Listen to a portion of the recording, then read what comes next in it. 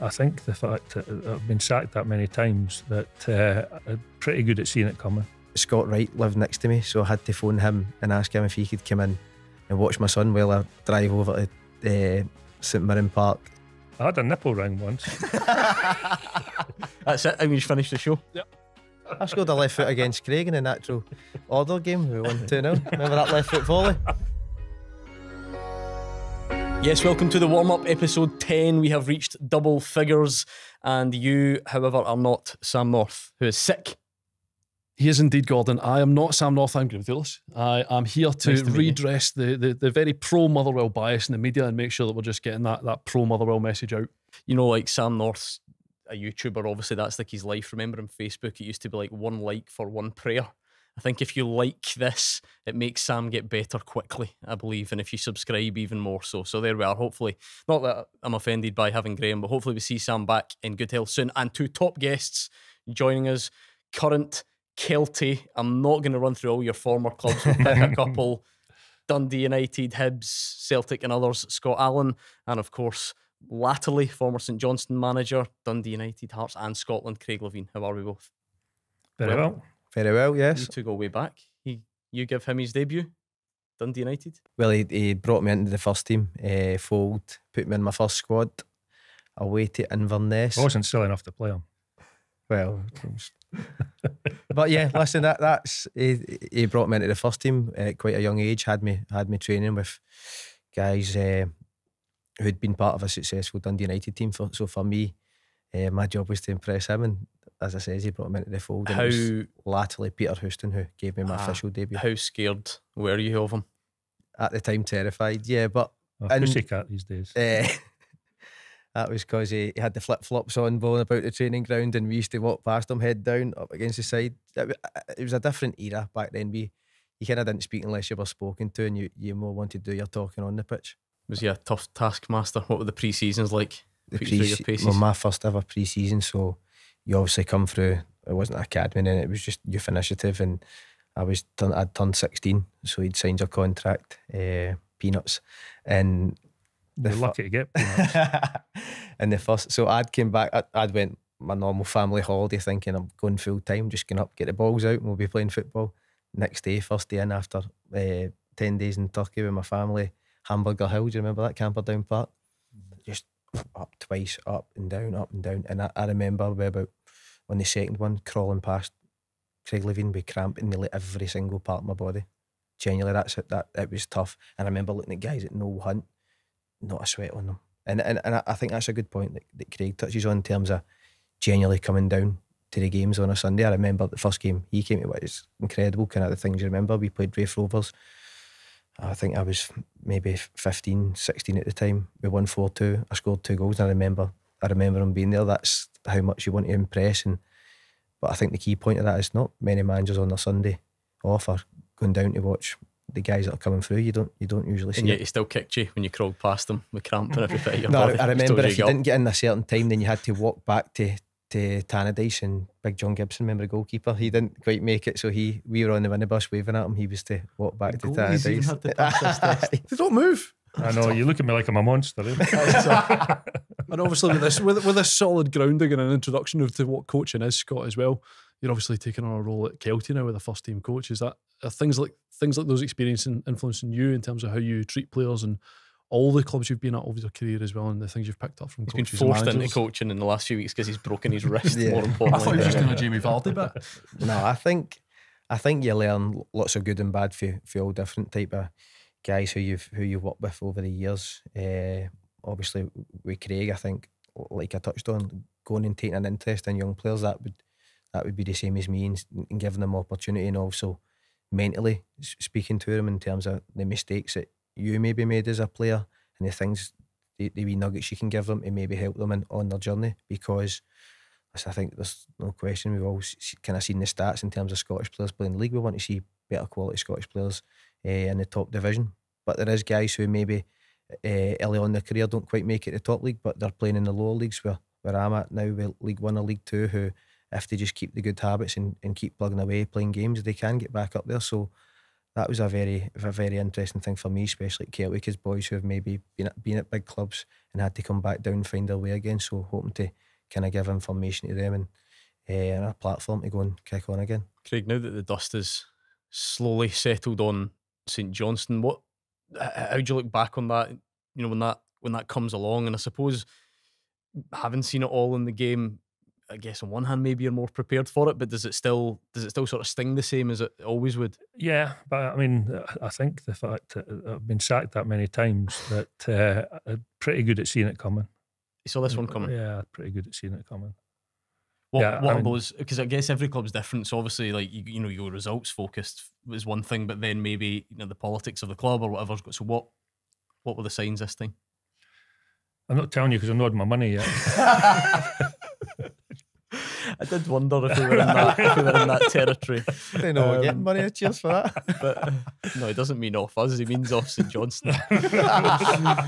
but ultimately, you get that sense. Then you get that feeling.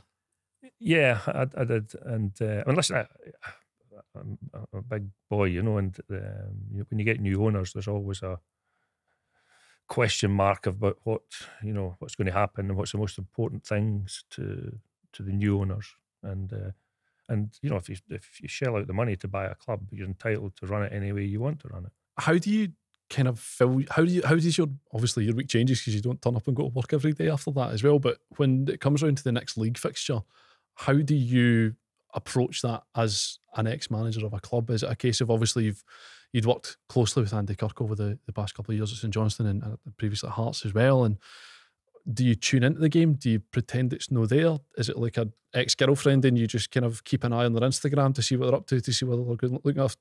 Is that what you do? I really thought that was a bizarre analogy. That's the question for Scott Allan. You've got them mixed up. Have you seen have they got somebody better looking game, or is it a case of no, I listened to it on the radio actually. Yeah, I mean, you can't just sever ties completely with people you've worked really close with, and I hope that I think Andy will get kept on, but I really hope that he does, because he's a really good coach. What's it like as a player then when a manager gets sacked? Are there any that stand out for you in terms of that really rocked you, really surprised you? Jack Ross at Hibs, Livingston away.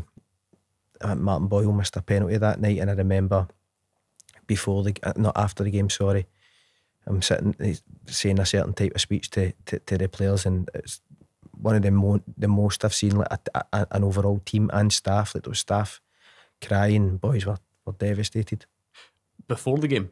After the game. After, I think, and there was staff crying. What, just saying that, that's just because he treated his staff really well, and obviously the relationship that we all had with him and obviously Potts, who was assistant manager, who was he was a real character around the place, and kind of brought us all together. And we had successful seasons previously. This was the first time where he'd had the run where it wasn't going so well, but games were maybe they just weren't getting the rubber of green, and obviously American owners came in, similar to what Craig says, and if sometimes they're looking to get their own guy in, and that's, I think Ian Gordon's actually came out and said that they regret that, and I could see why. Simo Valakari is the man this time. Indeed. What is explain to people who don't realise, why is he some sort of Motherwell cult hero? You got to remember, back in the 90s, anything outside of Scotland just felt impossibly exotic. So if you add someone that's finished to your team, you had Mitchell van der Gag as well. He had big and mad hair and scored banging free kicks and things like that as well. Just from that sort of perspective, someone that's just a wee bit different. You'll remember Shivuti as well. So Motherwell having a centre forward from Namibia. That just felt impossible. How is that? I had a map in my house. Us feel really old. I know. I looked at the map in my house and I saw how far Namibia was. That's just impossible. Can it be from that? So, just again, I was trying to figure out as well when the last Scottish Premiership manager to have an earring was as well. So he just feels got an earring. He's got an earring. What do you think of that, Craig? I'm not bothered, Mark. Craig's going to reinvent himself for one. Yeah. Me? No. I had a nipple ring once.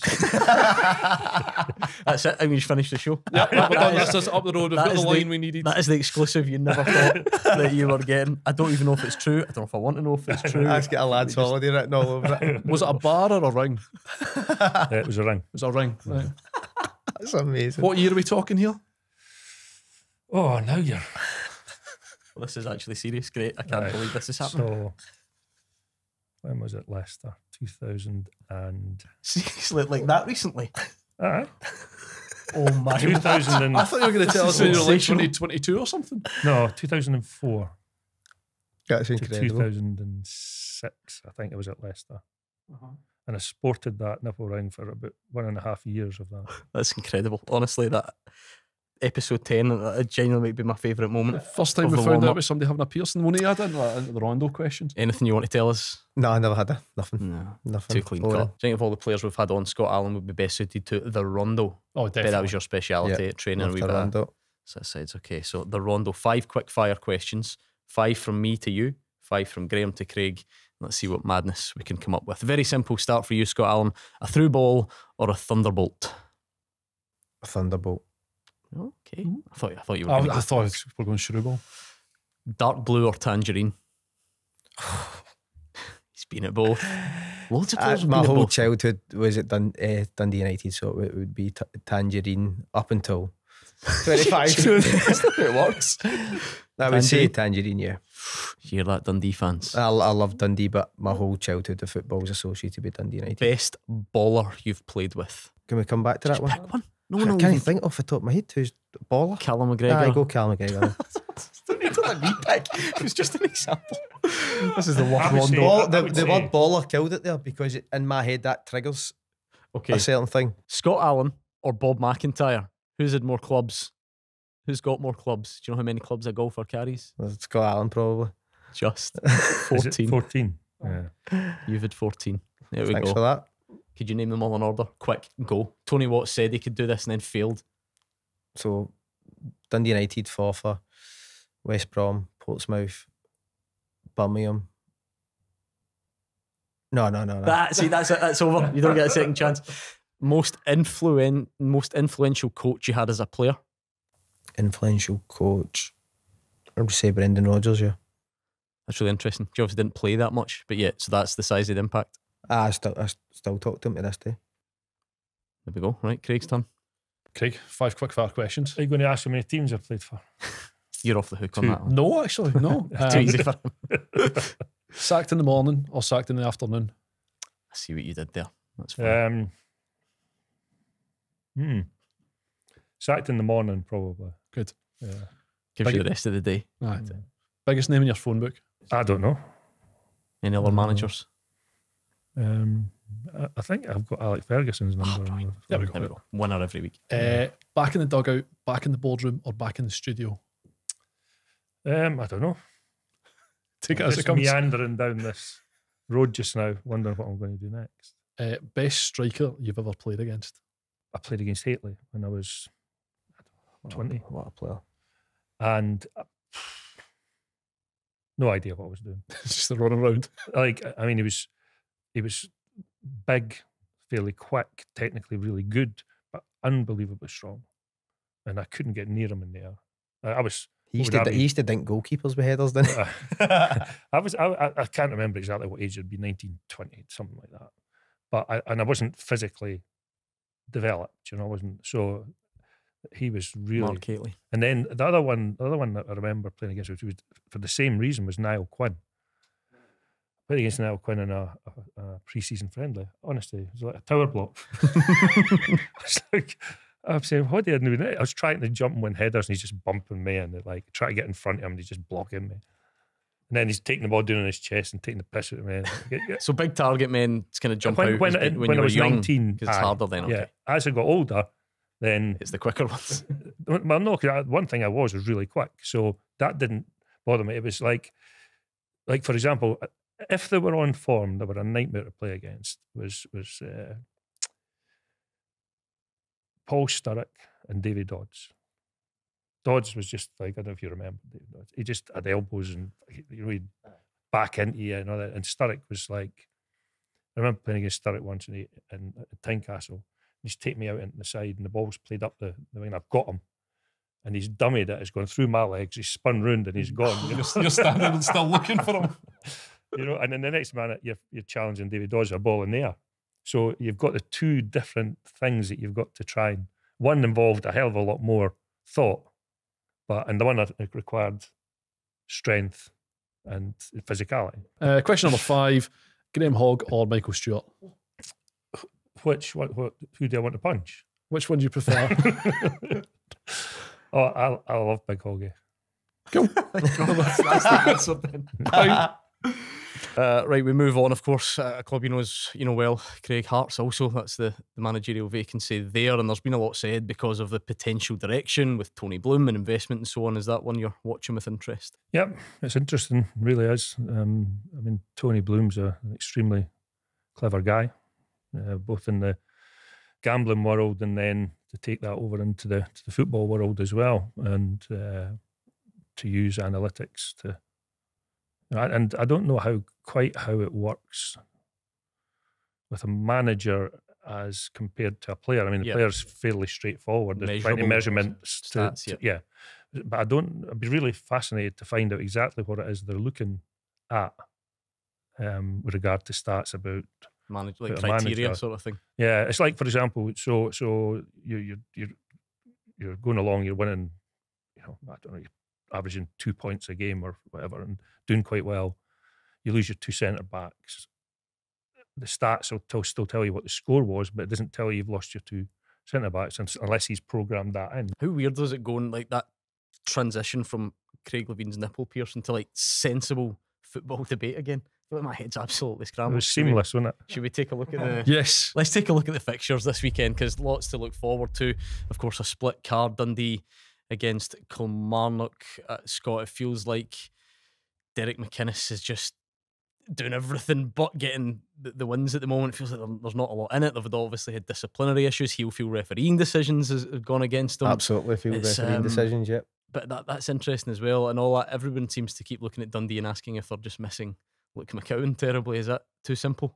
No, I think sometimes when he's the main catalyst in terms of how you play, then you can miss a player. I think obviously what happened to the boy Silla as well at the weekend, he would be a big miss if he wasn't available. But Lyle Cameron, he's one who I think's been excellent, but I think he was playing better alongside Luke McCowan, a bit more dynamic. I think looking at Kilmarnock, they're losing goals, and that's not something you can associate with Derek McInnes. I think the game against Dundee United last week, even the penalty to lose in the last minutes, for me it was soft. But just when it's not falling for you, sometimes these things just keep coming and coming. So Dundee, I think Tony Talks went in there and really steadied the ship. I think that was a club where they were maybe a good year, then maybe relegated again. So he's kind of found a nice balance and brought in some good players where they look like a mid-table side to me now. Yeah, I take it it's Hibs the club you feel most synonymous with, by the way. Yeah. That's the way fans would certainly say it, yeah. Definitely. Obviously really enjoyed my time there. And do you mind me asking, when did you thing with your Hearts start? So that was in my last year at Hibs, in Jack Ross's last season, just after the COVID season, just before the COVID season started. So, but for me, in terms of Hibs and the connection with the fans, that would be my most enjoyable. That just came out the blue. Yeah, that came completely. So the season had finished early. I was on 10 goals, 10 assists, and a good bonus. I think that's a myth, that. And I was feeling that I was getting to my peak, and then obviously the season stopped early. We came back for pre-season, and that's when I started obviously to feel certain symptoms, and so I missed like 6-7 months of that, and then came back. And like you say, something when you hear Heart, the teams are a bit like that. Well, I don't know about him. So that affected the clubs that were targeting you after that? Yeah, definitely, yeah. Even the funny thing is, when I did come back for that, I was still affecting games coming in and off the bench for Hibs. I think that last season I maybe had about 11 or 12 assists coming off the bench, so I still knew that I could affect games and add to the team. It was just more so the hysteria around it, I think. It's the nature of that. Like teams might be willing to take a risk on somebody's knee, but they just, the nature of it. Yeah, and listen, at the time I was advised to retire. It wasn't until I went and got second and third opinions that changed, so I can understand it to a certain degree. Did you have anything? Sorry for straying down this path. No, it's good. That's why we're here. I've had my own bother with the heart attack, so it leaves you quite vulnerable, doesn't it? I don't know how you felt, but just the thought that it might happen again. Yeah, I think when I first came back, but because I had went through all the I went through a right rigorous kind of pre-season again to see how I would feel, and if I'd felt any symptoms, I would have just stopped, I think. So you had confidence? I had confidence, in terms of the people that I'd spoke to. You obviously couple that in with being type 1 diabetic as well. It's not as straightforward. So I think in terms of my career, and people say, oh, did you underachieve? I look back, obviously, with these things, obviously being diabetic for 30 years now, and I'm proud, obviously. I know there's a lot of clubs in there, but for me, like I said, when I started out, it was just to play for Dundee United and have my second name in the back of your strip. It's as simple as that. Can't really ridicule him for playing for so many clubs after that. Just tugged on the heartstrings, just broken the full plan. It's like at the Saturdays, just the Scott Allan. Nobody playing each other, but just the Scott Allan teams. I was going to say, yeah, that's what happens. Craig, just quickly on that then. So did you, the reason you asked Scott, the word vulnerable that you used, I mean, management's such a high pressure environment as well. So did you felt different, obviously, afterwards? For a while, yeah, I did. I mean, just this idea. I mean, the whole thing was quite remarkable, that I woke up early in the morning absolutely soaking with sweat, and the night before I'd had some sort of pins and needles, some pain in my neck. I had no idea at all until I had the heart attack. And lucky enough, my daughter got the ambulance there, and the hospital were fantastic, and I still go back for checkups. In fact, I was there a couple of weeks back. But for a while, I did feel, like I just thought, is this going to happen again? That was one of the things that was like going through my head, And then, back into the dugout and the stress involved. Scottish football, the most stressful environment anywhere in the world. How many doctors did you lie to? Do you do any sort of stressful work? Or is it, what's your day-to-day life like? Are you quite relaxed, I thought that's incredible. That's what it does. It puts all this stuff into perspective. We were trying to stir up. We do this every week because I've noticed that everyone that we have on's played for a number of clubs. We were trying to stir up the Scott Allan derby. We nearly got there, didn't we? St Mirren, Dundee United is nearly the Scott Allan derby. How close were you to being a St Mirren player? Remind us. Yeah, really close. I walked in, shook Jim Goodwin's hand, and then walked back out because the paperwork wasn't done in time. What time are we talking? Deadline day? Deadline day, yeah. I would 5 to 12 or? No, that was not that close. No, it's 11 o'clock, isn't it? Well, that would make sense. 5 to 11. You should know that, Gordon. Come on. I think it was like 5 past 10. I had my son. Then I had to get Scott Wright lived next to me, so I had to phone him and ask him if he could come in and watch my son while I drive over to St Mirren Park. And I genuinely walked in, shook his hand. It's just Hibs didn't get it done in time, and then walked straight back out. And then went back to Hibs the next day. And Scott Wright's obviously babysitting for me. It's just, so you just get a call, you're in bed. Aye. Get yourself to Paisley. Aye, get yourself to Paisley. Good job. But that was at the time. I think at the time Jack Ross was obviously after the Hearts. They were trying to get someone else in, so unfortunate. But that is just the world of football. Yeah, absolutely. I like that. Scott Wright, baby. Premiership players babysitting each other's kids while they go and fail deadline day moves. I like that. That's got a lot of drama. Craig, who's at the top of your list for Scottish football babysitters? Good question. I don't think I've had to ask a player to babysit my daughter at any time. No, I could keep them well away from my daughter. I think the less said about that, the better. Moving on swiftly. I think we move on. No, but seriously, that's Dundee United come in and start quickly, don't they, in the Premiership, and then last week that action-packed game that Graeme mentions, maybe looking at tweaking a couple of things, and then maybe some of the new shiny signings come out and Louis Moult goes back in and gets the goals. Is that hard, Craig, as a manager, when you come into the top flight and you've got that balance of trying to harness the good things you did that gets you promoted, but then add and become better equipped for the top flight?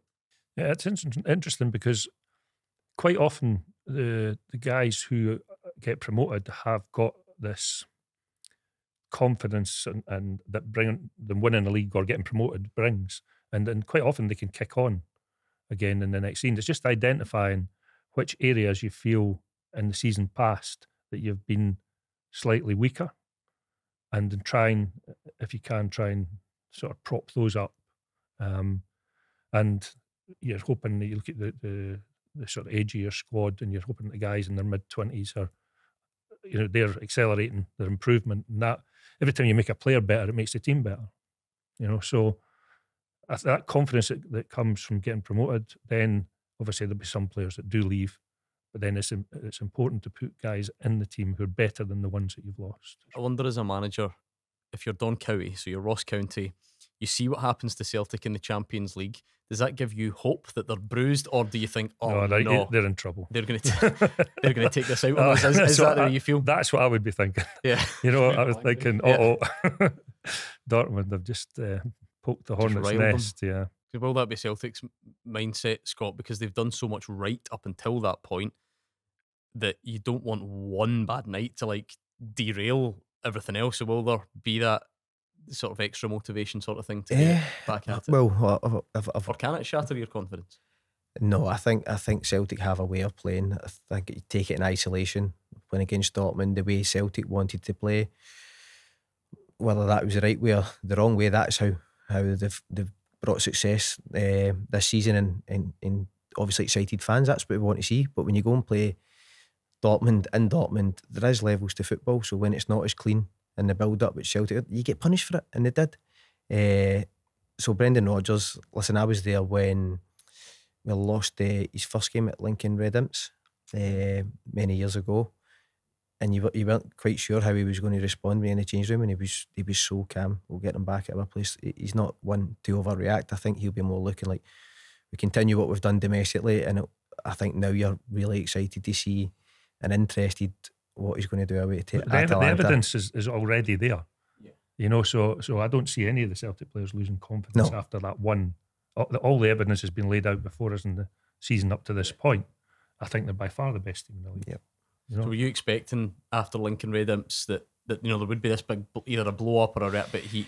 That was the skill was to keep it. Yeah, the calmness, and that's what obviously you see in terms of how they've been playing domestically, and obviously the opening game in the Champions League. I think you got to take it in isolation. I think the players will. I bumped into Tony Ralston yesterday, funnily enough, in the town, and when I was speaking to him, the way Brendan talks now, all the players kind of have that same way. They're kind of calm. Even when there's not a microphone in front of them. I'm joking. Well, always on it, always on message. Do more people bump into Tony Ralston than anyone else in the rest of the service? service? The second guest that's somebody else said that. Someone else was in the swimming pool, though. Yours was at least in town somewhere. Coffee shop, yeah.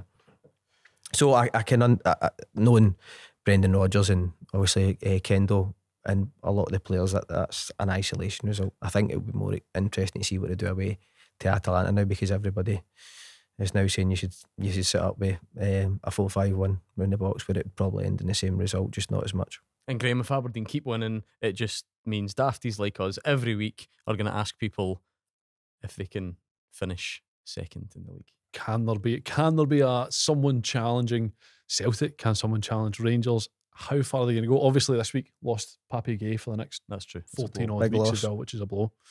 Has been a big part of them as well. But one of your former teams as well, Craig, Hearts, going up there having a bit of a struggle this season. Yeah, it's been tough. It has been tough.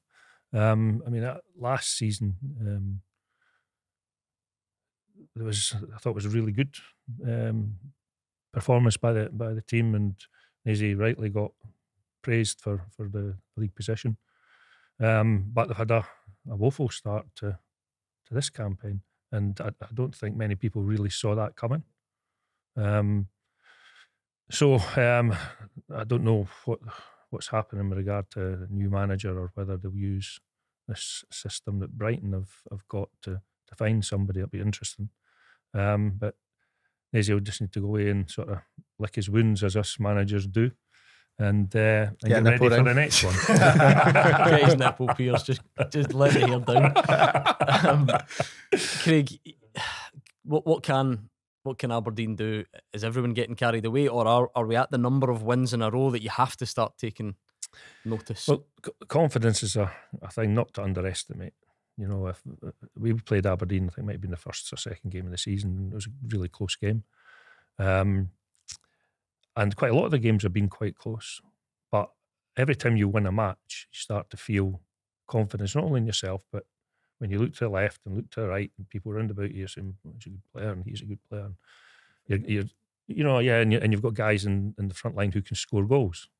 you're thinking, well, we need to work really hard as a defender to stop goals, knowing that they'll score, you know, and it kind of brings the team together.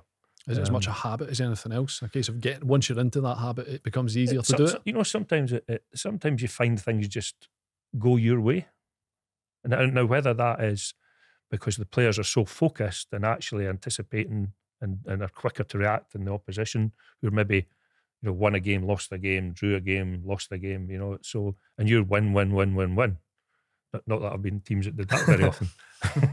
It's the best habit in football is winning, and what it breeds for a team. I think looking at Aberdeen, obviously Kevin Nisbet's came in as well, who was one of Hibs' best players when he was there. Someone I thought Hibs might have taken themselves, but wasn't to be.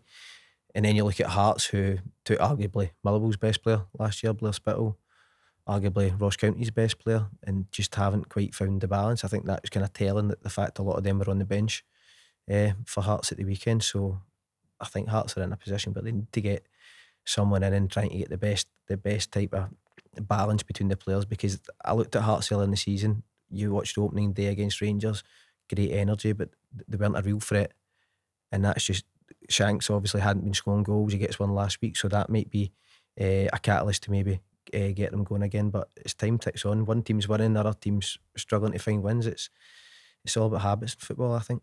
I mean, it might be too early to joke, Craig, about getting out at the right time, but 8 o'clock on a Sunday night, the road closures in Glasgow, it saved you a trip to Ibrox. What a brutal doubleheader that is for your old club. Obviously Celtic went up there really in the mood last week, and now I mean, Celtic were fabulous last week to Ibrox, you know, and you've got to recognise that, you know, and I don't think there would be many teams who'd been able to stop them. In fact, I don't think there'd be any in the Premier League in Scotland who'd be able to stop them in that form. Some of their football was sensational, but again, you know, it's just a period where, and you know, you don't know if, when obviously I've lost my job, I don't know if that they've looked at the fixtures coming up and thinking, is this maybe the right time to move the manager on? I mean, listen, they can do what they like, it's their business, you know. But certainly if you're a new manager coming in, I don't know if I'd want to come in and face Celtic and then Rangers in my first two matches. Let that slide and then go on. Give me the international. International. Yeah. That'll be the thought. But listen, what a weekend we've got in store there in the William Hill Premiership, and of course onto the Championship. Let's take a look, because Graeme, we have a top of the table clash. 43 games in the league, unbeaten for Falkirk. It finally came to an end. They take on Scott Brown's Ayr United. You played with Scott Brown, of course, at Celtic. You know him well. It's the obvious question every time people say, did you expect him to become a manager? Not just him, they ask it about every sort of young coach. Yeah, I did expect. Is that just because of the leadership qualities? And I think when you have been a leader, you kind of, and he had a lot of obviously discussions, like I said, with Brendan Rodgers, and he kind of mentally gets in your head to think about football in a different way, and I definitely think he was. Did you notice that? Were those two, was there a real closeness there? There was a real closeness. He was the main man, wasn't he, for Brendan at the time? Aye, that was on the field. Yeah, I think so. It then becomes natural. You obviously took Whittaker as well, who I've played with at Hibs, and I shared the room with. Who, again, you get guys who love the game, and then you get guys who they play on a Saturday and don't take too much thinking to do it. But they two definitely did. I think you look at Falkirk and what John McGlynn has done. Fantastic. Another guy worked with Brendan Rodgers, and it's all quite a common thing now in Scottish football. So what he's done. Do you know that? Sorry for interrupting, but it just came to me the other now. John was at Hearts doing the sort of reserve team, when I was there, and then I didn't see I'd left, and then John had gone to Celtic, and I went to watch a couple of seasons back when he was at Wraith Rovers. I went to watch them playing, and they played very similarly, you know, to Brendan's, and I 100% put that down to what John has picked up. The influence. Yes, absolutely put it down to that. And I think his team that season were fantastic, and he's gone to Falkirk and he's done the same thing, you know. And I don't know, I haven't actually asked John the question, but what I'm looking from the outside, I would say that he's picked up a hell of a lot from from Brendan. Let's take a quick look at League One. We just sit back. It's Scott Allan's territory. Come on, take it away. Kelty Hearts down at Palmerston. Still coaching with the Stookie on. Yep, we'll get it off on Monday, so hopefully back in a few weeks. Listen, big game, obviously Queen of the South, top of the league at the moment, but we got a good win, 3-0 win against Annan last week. Getting players back fit. We've got young Jacob McIntyre on loan from Hibs, who looks a real talent, and seen him in training the other night. So listen, we're confident, but we know it'll be a difficult game. I'm sorry, right? I know we're joking about the Scott Allan derby, but who would have thought you can dip into a random League One fixture? Arbroath against Inverness is genuinely the Scott Allan derby. Like, seriously, this is incredible. But we can't. I fancy Arbroath for that. Who else has kind of impressed you this season in League One, Scott, as well? Obviously, Stuart Petrie going great guns at Montrose as well. Stenhousemuir started the season really well there too. Is there anyone in particular that you've looked at and it's been particularly challenging for Kelty? Yeah. Listen, we have had our injuries, but I felt that we've done okay in most games. Obviously, I think if we were to win on Saturday, we could potentially go top. Thought Inverness were good in terms of playing through, but just didn't have the goals. I think that's kind of been the problem of their season. Arbroath have picked up now. David Gold, somebody who I know really well, he's went in and kind of changed things in there. They've a few good signings on. A young boy, Fraser Taylor, who's came from St Mirren. I think he's played for St Mirren this season. Looks like going to be an impactful signing. But listen, I think in terms of where we're looking, we're just taking game by game, and I think we're putting together a good squad. And into League Two, we've even found one. We can't go for a derby, but we've found one. There it is, Forfar Athletic. So did he send you to Forfar? What did you do? Husty send? No, that was explain what happened before for the young players, because we all done it, didn't we? We all done it. Clue. Do you remember? So Johnny went there, Keith Watson went there. That was probably after I was away. That might have been, yeah. That might have been McCord as well. What was there's me hitting that table. Was that your first experience, really, then, of my first experience of kind of first team Saturday afternoon environment? Yeah, it was obviously under Dick Campbell at the time. Any stories there that make you think, right, this is welcome to senior football, so to speak? Obviously, they slapping each other's legs. Warm up when it was freezing cold, so you'd play slaps to get warm. So you know when it's freezing cold and you get slapped in the leg, it's sore, so it made you run about, so you didn't get your leg slapped. That was one of the warm ups they'd done. So like the players all slapped each other, or he slapped you? It's two players, a game of tag, and you were having, if you slapped somebody in the leg, they were caught. That was one of the warm ups. That was wow. Intro to Forfar and Dick Campbell at that time. Like primary school playground stuff. Craig, when you were Scotland manager, introducing that. Well, I don't know, the biggest, most prestigious. There's a few of them I wanted to slap. Well, I was going to say. I really enjoyed Forfar. That was my first experience of playing like men's football properly at 3 o'clock on a Saturday. It's really enjoyed it. Aye, I wouldn't change any of that upbringing for my first experience of playing men's football was playing juniors. Played at Lochore Welfare, but it was so far removed. Yeah. From playing with your peers and guys round about you. That going into a men's dressing room, it was like, I don't know what you thought, but it's exciting. Eh? It's exciting, and I think you want to get the respect of them. That was always my thing, go in and show them you're a good player, and that kind of always got you the respect. Interesting. Played against some good players, you know what I mean? That there's no question. Like Craig will tell you, Craig's made lots of signings for guys who people didn't know about, and they come up through and you give them the opportunity and they go on to do really well. Craig Conway, obviously. Yeah, I didn't sign Craig, to be fair. Did you not sign him? He was at Dundee United when I got there. But Gomez and Boabin. And Morgaro, Gomez, Prince. Mm-hmm. So there is gems in the leagues. It's just about finding them, giving them the opportunity. Right, I've got a theory that you poisoned Sam North just so that you could get involved in fantasy football discussions. Absolutely, this is right correct. up your street. I've never met anyone who thrives on fantasy football the way you do. And this is good because Craig will have had people criticising his team selections for years. So you can criticise Gordon's now we can slaughter mine. The Paul McWinners, obviously the best name. My points total doesn't quite back that up. Winners. You say that, Gordon, but you're closing in on Sam. I had a look, you're about 7.5 points behind them now. So you're just steadily plugging away there. Keskinen at the weekend, did you the business? Honestly, what an inspired inclusion that was from me. So just spotted the opportunity for him, threw him in there. The man with the Wayne Rooney fishing rod tattoo. You seen this? What? Keskinen's tattoo. His favourite player is Wayne Rooney, and his favourite thing is fishing. So he's got a tattoo of Wayne Rooney fishing on his leg. Don't know if he's got a piercing, but he's definitely. Yeah. No, I've not. I've not tattoo of Wayne Rooney. Is it a good tattoo? No, it's absolutely atrocious. Does it sound good? Nah. It looks like Nah, it looks like Craig did it. What's the worst tattoo you've seen? There you go. What's the worst? worst Who's got the worst tattoos? tattoos in Scottish football? Oh, Here's the league table you never knew you needed. worst tattoos in Scottish football. He's too clean cut. It's for more that. the tramp stamps, isn't it? Or A type of things. They're the worst. The what? A tramp stamp. What's that?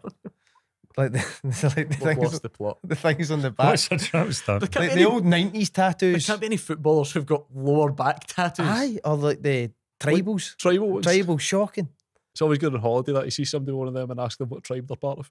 You need to make sure they're bigger than them to do it. Ah, It's a modern phenomenon. Anyway, back to more important Yeah. matters. Yep, Keskinen inspired. Obviously, there's one man in there we need to discuss, though. Absolutely, and he is the second most selected player in the last 48 hours of fantasy football, Gordon, which is Lennon Miller. 2 goals last weekend. Let's skip over the second one very quickly, but they all count in that respect. But listen, some people, this is Craig will tell you, the key to management is just showing a bit of loyalty. You've to had your him since players. week 1. I kept him in there. Was he racking up the numbers early on? No. But I saw that this was coming and we've kept him in there.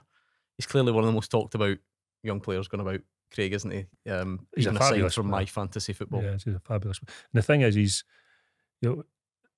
introducing young players. The team I spoke earlier on about sometimes other players get together and help. They want to, but he's now in that team purely on football merit. It's not the fact that he's the best or the youngest promising player. He's now one of the first team. It's like the And main as man such, almost, yeah. yeah, and as such, he's taken responsibility.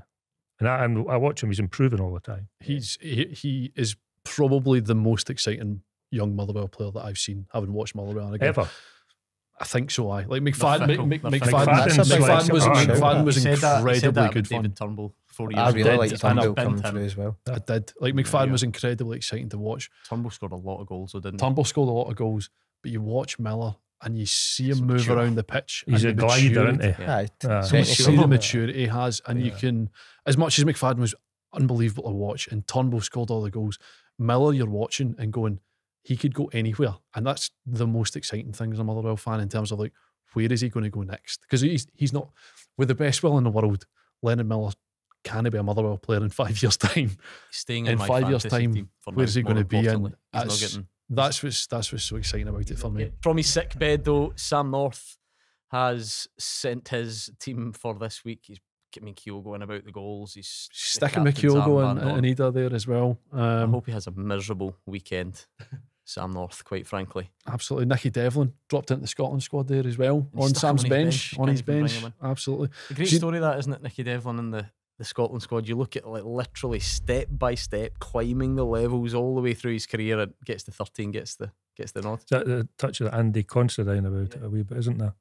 He did the similar thing, didn't he? Yeah, just a very, very good professional, and has steadily improved throughout his career. Sam with a couple of interesting picks in there as well. Jamie McGrath, one of the most dropped players in the last 48 hours as well. He's obviously started the season on fire. Hasn't quite been hitting the goals at the same time as well. But Kevin Nisbet, also from Aberdeen, is the most selected player in the last 48 hours as well.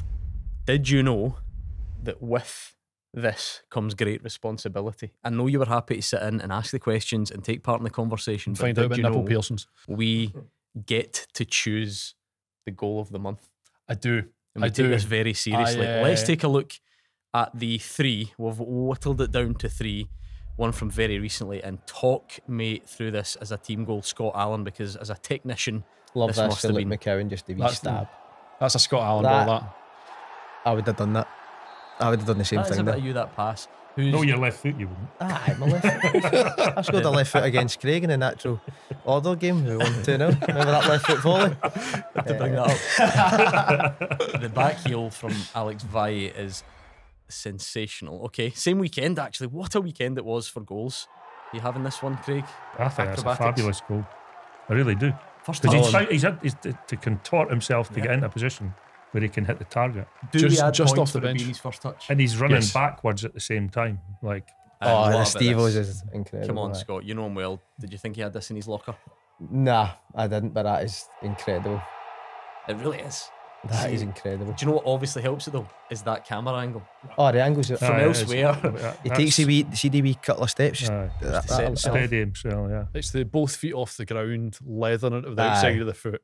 Also with the player lying in the ground as well that he's got to navigate there as well, which I quite enjoyed. You're saying lettered it, but it's the technique. Crafted it. Yeah, Crafted the technique gives you the power on that. But we do have a decision to make. That's a tough one, that. Because they're so different. Purely because I think we'll get loads of good strikes this season, and we did. We had Dom Thomas in the first month. I think we'll get a lot. Say Celtic. I think we'll get a lot of good strikes because I think so. I think we need a nod to the team. It's a great goal. There's nobody can box that and say it's not a fantastic goal, and it's just that the end bit's the best part of it. The touch. Aye. I don't have a vote. I have Sam's vote with me. Did they not give you your vote? I have Sam's vote. I don't have my vote. Know your place. That's exactly right. What I would say is that I think you could overrule Sam. He's not even here. I am bigger than I could overrule. You've got my permission. Well, in that case then. Not all strikes from outside the box are created equally. We've seen centre forwards step on the edge of the box, put their foot through it, leather it into the corner. Stevenson for me, like you say, the craft, the touch, the guile from it. Stevenson for me is my favourite. It's just the camera angle helps it with the bend and the depends your criteria. curving. It is amazing. I love it, genuinely. And until last weekend, I thought this was going to be the winner. Yep. I think we might see another goal like that this season, and I don't know if we'll see another like Adam does. From your left back? If that's your... No, just generally. Are you taking that into account for your vote? Well, there was a few other goals. You can't be biased here. I know, just because you love Stevenson. But, he's a lovely lad, but he's a Hibs player. So he can't be biased, but you can. I think everybody knows that. I like Steve-O's one. Celtic had two other ones in that game, but they all. Right, we need a decision. Come on, that's why you're here. We'll go. I'm going with Lewis Stevenson. Craig. I see where you're coming from, but I think there's so many things had to go right with the Celtic move. Everybody had to do the right thing. You know what I mean? So I think that deserves to be, and as much as Lewis, I think that's a wonderful goal. But I think there's so many things had to go right for the Celtic goal to happen. That so many people were involved in it. I think it makes it a better goal. So you don't get a vote? I have Sam's vote, which is Adam Idah. Right, and Adam Idah is Scott. You've been overruled. Sam North from your sickbed. Your choice has worked out. I know we got him to recreate last month's from Dom Thomas. I don't know how he recreates a 20-pass team goal. So it means he's not recreating any of them. No, is it? Let's be honest. No, tries to recreate. Sorry, was the key. I don't know what we'll do. But anyway, well done to Celtic's Adam Idah, the goal of the month winner for September, and a worthy winner. I think we will agree. Anyway, I think that is us. What an insight. Honestly, I will never get over the revelation about Craig Levein's nip piercing. So we've reached the high point already, but hopefully plenty more to come. Well done. Thank you, Gordon. How does it feel to have been Sam North? I feel like I'm shrinking just by sitting in this chair, quite frankly. But as well, as always, subscribe down below and make comments down below and tell us what you've seen on the show. That was good. You have watched him. But thanks again to Scott Allan, Craig Levein. Brilliant stuff as I knock my warm-up card off the table. We'll see you next time.